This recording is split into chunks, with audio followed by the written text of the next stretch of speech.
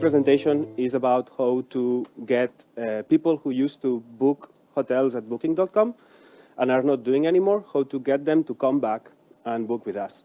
And it's mostly a targeting problem. If we don't know who the churners are, we are quite likely to send information, to send emails, or to send incentives to people that would book otherwise, and then we are sort of wasting money. So that's more or less the business context. And at the beginning, it was not so clear at all. The ideas started to develop after a while of thinking about the problem. So today, we can explain the business objective as we want to use rewards, incentives. So for example, I offer you 15 euros back if you make a reservation of at least 100 euros, right?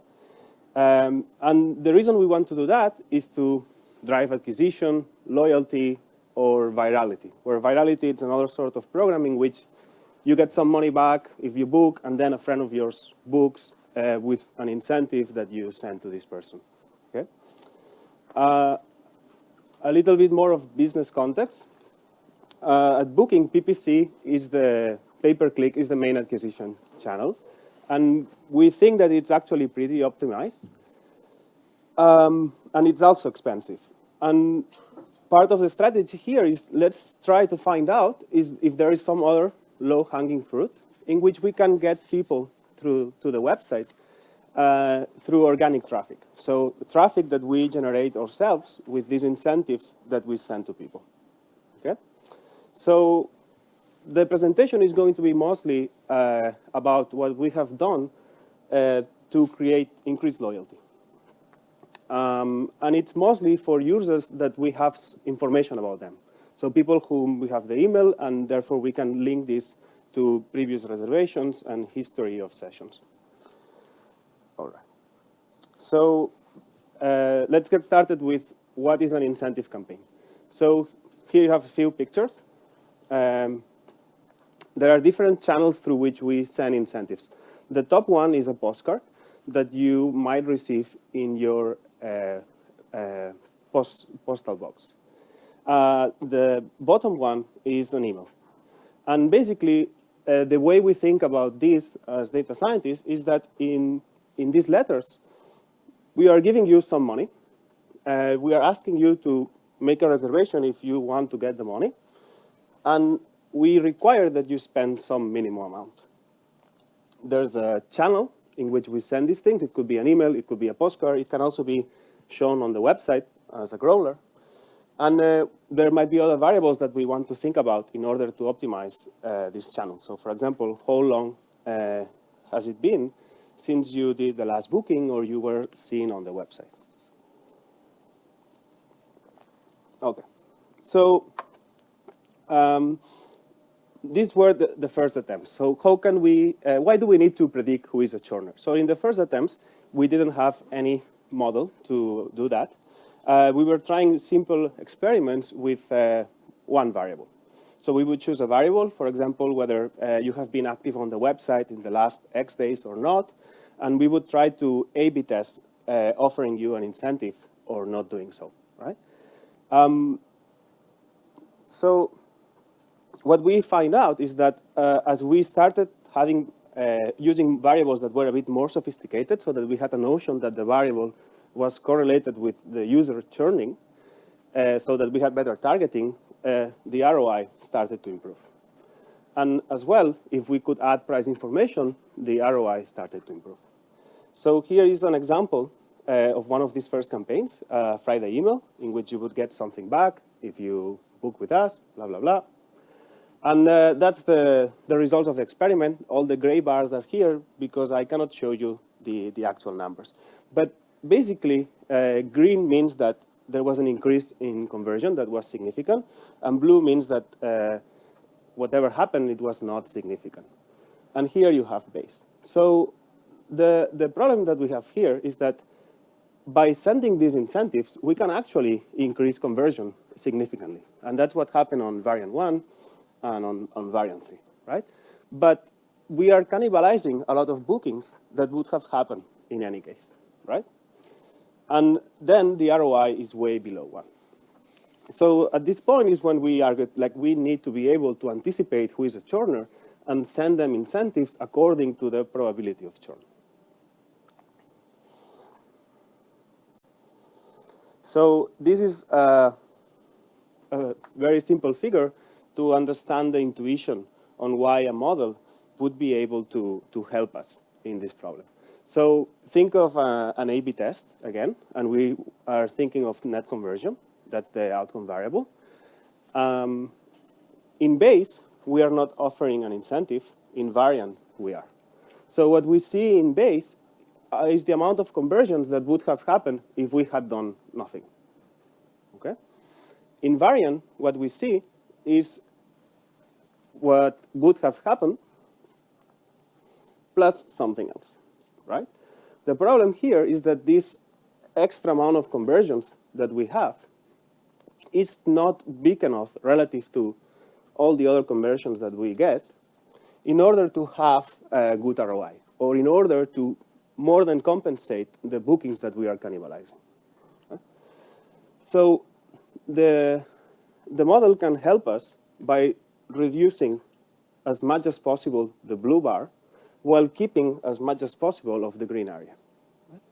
So by learning who is very unlikely to book, we can reduce the bookings that would have happened in any case, even if we send them incentives, and still get the people who would not book otherwise. Okay. So very simple explanation of the model. So the first attempt, we use information of the last reservation of the user and about the history of the reservations. And we want to predict whether they are going to book or not. And the label that we use here was whether the person book or not in the next 2 years. Right? So we treated the problem as a classification problem. And that is kind of a pity, and that's what Hadi, who is sitting over there, will talk more later, because we have to sacrifice 2 years of data in order to train the model. And also, we are not really dealing well with the problem in the sense that it's a sensor problem. So it might have been 6 months since your last reservation, but you might be very unlikely to book again, and we want to use this data. But so far, this part of the presentation is that using a classification algorithm to predict who is going to churn. In this case, it was a random forest, and I guess this disconnected? Yeah. Okay. Nothing. So these are the top features that predict if somebody is going to churn or not. I don't think there is anything very surprising here. So notions of loyalty. How many bookings have you done with us so far? Also, since the last episode of churn, so we know if a user churned because we haven't seen him during 2 years, but we also know if he came back or not. So we can also count. We can also have a notion of local loyalty, right? Since your last episode of churn, you might have come again and booked with us, and maybe you have done 10 more bookings. Days since last booking, the country of the user, and another notion of the timing between bookings. The AUC of the model that we used in the experiments was not spectacular, 0.75, but we decided that even with a simple algorithm, we could probably improve our attempts earlier with only 1 variable thresholds. All right. So that's the next part of the problem. How can we use the model in an experiment? So the situation here is that now we have a model that gives us a probability of somebody churning. But what we don't know yet is, will these people flip if we offer them an incentive, right? And if we had to go with a similar route and try to predict if somebody's going to flip, whether we offer them an incentive or not, it's going to be time consuming because basically we need to start experiments offering incentives randomly to people. We need to collect the data, train a new model, and so on. So instead, we decided to split the distribution of the probability of churn into 5 pieces. So we use the 20th, 40th, and 60th, and 80th percentiles in order to have 5 variants in the experiment tool. And then we develop hypotheses of how these people are going to behave. So basically hypothesis of where are the flippers. And this is a picture where you can see how the distribution of probability of churn looks like. The blue line are the ones that are churners, so you can see that it separates a bit with respect to the non-churners. And these are the hypotheses. So the first percentile, those that are very unlikely to book, we expect that we are not going to find any significant uplift in conversion. And ROI is going to be very bad because most of these bookings would have happened in any case, right? Then as we move to higher parts of the distribution, cannibalization should start decreasing. These are people who are less likely to book, so we can get more important incrementality, better ROI. And we expect that at some point along the distribution, we should detect a significant uplift and have good ROI. It could also be that, you know, the significant uplift is somewhere between 60 and 80, and then it starts decreasing again because there are people who are very unlikely to book with us. So they have really churned, and there's no way to make them come back. Okay. So again, these gray bars are just to hide the numbers. So these are the 5 variants of the experiment. And here we don't see this graph is not about incrementality. This is about the conversion that we observe in base in each of the A/B tests, right? So here we want to see if first the model is segregating people well. So these are people who are most likely to book again.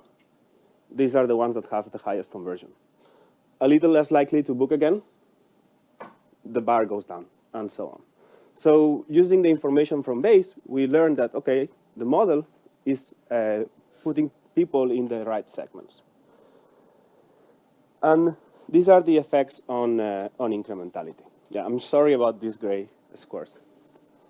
So these are the ones that are most likely to book, and as we go down, we find the customers who are less likely to book with us.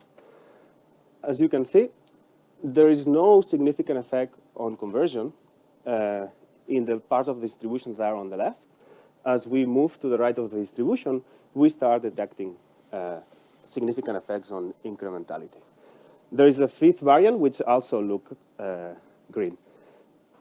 Something important here, variant 2 and variant 3 were offering different amounts of money, but variant 1 was just contacting people through email without offering anything. And the effect was almost significant. So you might interpret that as actually, it's not about offering them money necessarily. It's just about contacting them at the right time. And these are the effects on the net commission. It's the net commission uplift of each of the variants. And as you can see, basically, we are losing money when we are offering incentives to people who would have booked. Very small effects here. And then very big uplift relative to the other variants in the experiment. The ROI of the 2 variants here was way above 1. All right.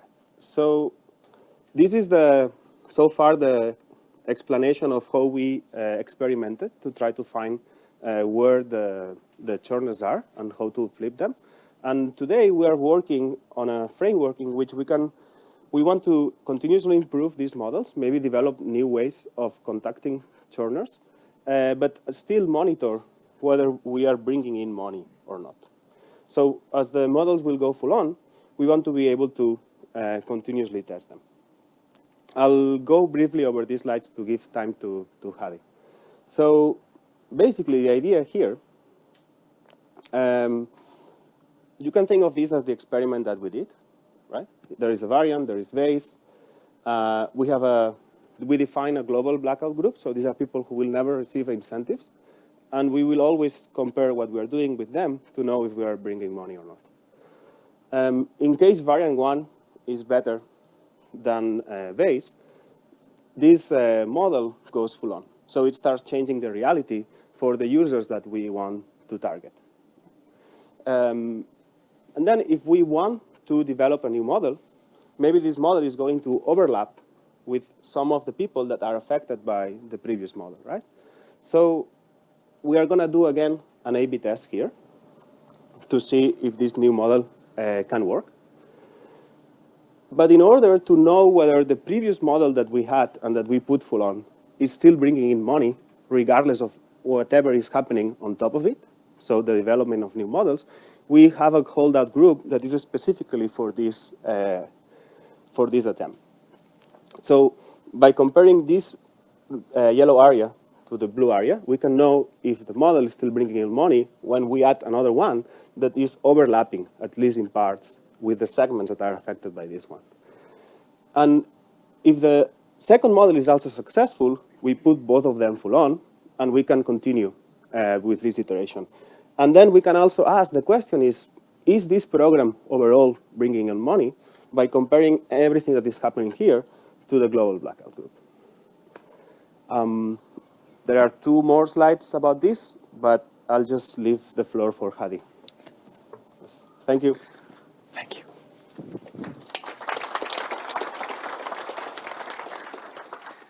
Okay, I'm going to shortly tell you about one of our next steps to improve on the model that we did to predict churners, and that is to go towards survival models. So Ferran told you about the model that we did to predict churn, and that is starting from the last reservation that the user did, we create a window of 2 years and try to predict if in that window there is going to be another booking or not.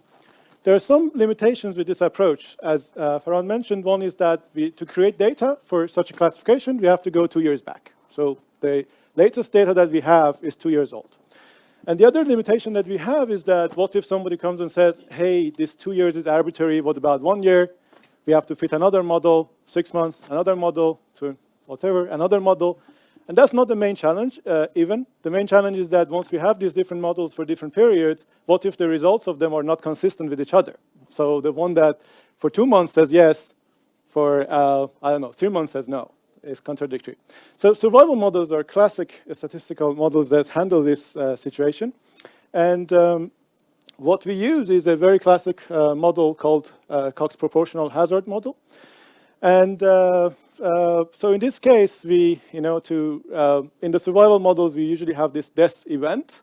So in our case, sitting on the last reservation time point, the death event for us is if another reservation happens. So what we want to predict is the expected time to the death event, which in this case is expected time to the next reservation. So if we assume that, so what these proportional hazards model generally do, to tell you very shortly, is that they model the hazard, and hazard function. Hazard is essentially the conditional likelihood of booking happening in a time period from now on, given that it has not happened till now. So the proportional hazard model model the hazards as just, similar to logistic regression, as a sigmoid function of the features, user behavior features, as well as time. So here you can see examples of survival curve. So survival curve is the likelihood of not having died over time. In this case, not having made another reservation over time. So you see here, this is one of the user behavioral features that we have. This is number of bookings in the last 300 days. And you can see that, for example, for the blue curve here, you can see that after this time, only a a small amount of the users have not died. It means most of this group already booked another time within this interval. So these curves are the results of the survival model using this proportional hazard approach. So the way we want to use these models is that, again, we want to use the likelihood to churn, but this time using these types of model to incentivize people. And I'm gonna shortly tell you about the idea, how do we use that. So take these 3 users as an example. This line is now. And what we want to do is try to see, given the observation that we have done on these 3 users, so the user 3 done his last reservation just a short time ago, user 2 a while back, user 1 a while back. So sitting now, we want to try to incentivize people who are unlikely to make a reservation from now on within 6 months. So this is the good thing, that this is the benefit of survival models. These users have different history. We are using the information. We are using this information that this user has made his last reservation a long time ago to predict the likelihood that he is booking. So compare it to the previous approach of our modeling, which was predicting if from the last reservation within 2 years a user would make a reservation. So this was the previous approach, and so the orange lines show the previous approach, and the green ones the new approach. So the way that we want to use, once we have the likelihood of so this likelihood, both booking in this period, so from now till now plus 6 months, given the history, is exactly the hazard function, and that how you see the hazard function on the survival curves is exactly that. Let's say this is a survival curve of a user, and which, again, remind you, means not having booked again over time. So this, the probability of booking in this period is exactly the ratio of the survival curve value at the time now plus 6 months to the survival curve value at right now. So the intuition behind this is that if we have imagine we have a flat curve. In that case, means that the user is unlikely to book in the next 6 months compared to someone who we know they are in the same situation right now, but his survival curve drops sharply, means he is more likely to book in the next 6 months. So we don't want to incentivize this guy, but we want to incentivize a guy with a more flat curve. Hence, we use the ratio, which is exactly the hazard probability. We use the ratio of S, as you see, the survival curve from now plus 6 months to the survival curve now, which is the hazard function, to decide to send the incentives or not. So here you are seeing the ratio, and here this is the distribution somehow of this ratio over our users. So the ones that have a high ratio means that they're unlikely to book from now within 6 months. So we want to incentivize. These guys are more likely to receive incentives. And if the ratio is low, obviously these are the ones who have sharp drop in their survival curve from now till next 6 months, so they're less likely to receive incentives. So what we're going to do is that we're going to use this approach and experiment on it. Right now, this is in process, this is in progress, but what we have done so far is that we have put this approach into a AA experiment, and what you're seeing here is the conversion over the buckets of the value of the hazard function. And as you can see, we are seeing that our model is senseful in the sense that conversion is higher when we predict that the hazard function is essentially, you see that if this ratio is low, so the group that the group that very likely to book, we expect to see the conversion for them as well. So that summarizes our next step towards survival models. And with that, please, thank you very much. And if you have questions.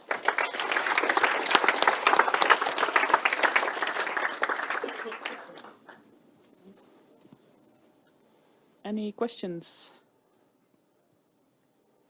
I have a question to the group, so-called cannibalization group, or this where the user would have booked, and if you send intensive, you would lost the money.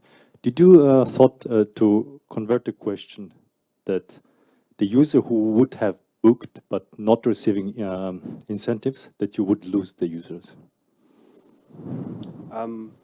Well, we consider that we don't lose them because they have booked recently. Yeah. I'm not sure I understand exactly how you think about this, though. So as far as I understood, the user who would book would not receive incents. But there might be a small population or a certain population would have actually considering maybe to leave, to switch to other platform, but because they received incents, they would stay. Yeah. So what we see actually in the experiments is that this is not happening, at least in a quantity that is big enough to justify targeting them.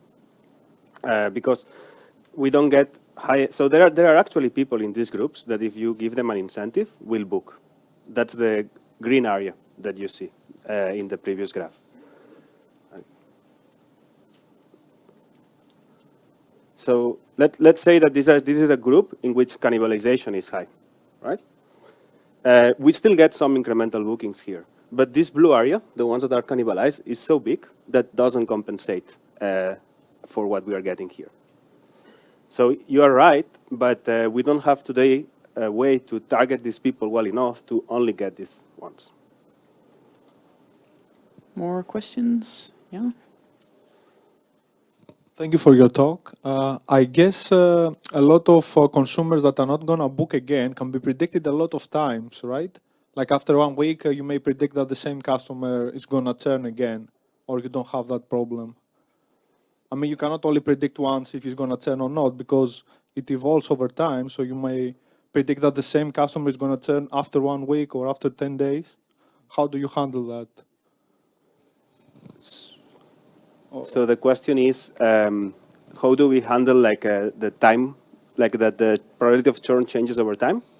Yes, it happens only once. Mm-hmm. You predict only once if one is going to churn or not. So one of the things that we do for that is that we usually limit ourselves to users whose last reservation was a while back, to curate some sort of a more sensible to target. And if we are in that dealing with that group who are very frequently booking, well, it's easy to figure out that we better not interfere with their happy booking. So does that answer your question? I think another possibility is to basically get predictions for users with a certain frequency and see how the probability of churn that we predict changes over time. This is something that we haven't done. Oh, I see a question in the back.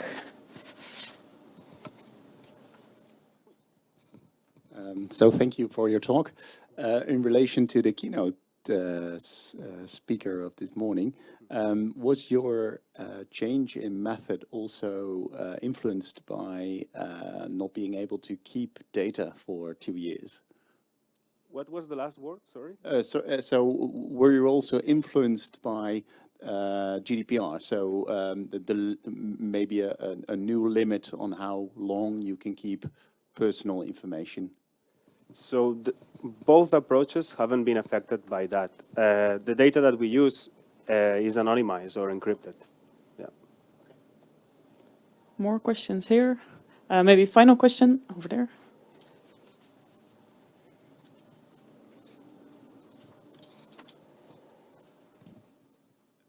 So the way this problem was formulated is in some kind of binary classification where you are just selecting whether a person is a churner or not, and the amount that you are offering him is set in stone somehow, perhaps the result of an independent A/B test. Mm-hmm.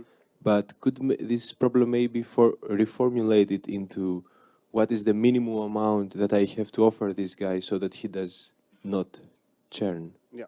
So another next step that is in development is to predict the right amount that we need to offer to this person, and we are thinking of this in two ways. One is to first offer rewards of different amounts randomly to users to get signal of what works better for each individual. The other one is for users for whom we have a lot of history of reservations, mainly use the information of the previous prices to get an idea of what is the right reward for them. Nice. I think it's time to go go for a break. We'll be back here at 3:15. So let's thank our speakers again.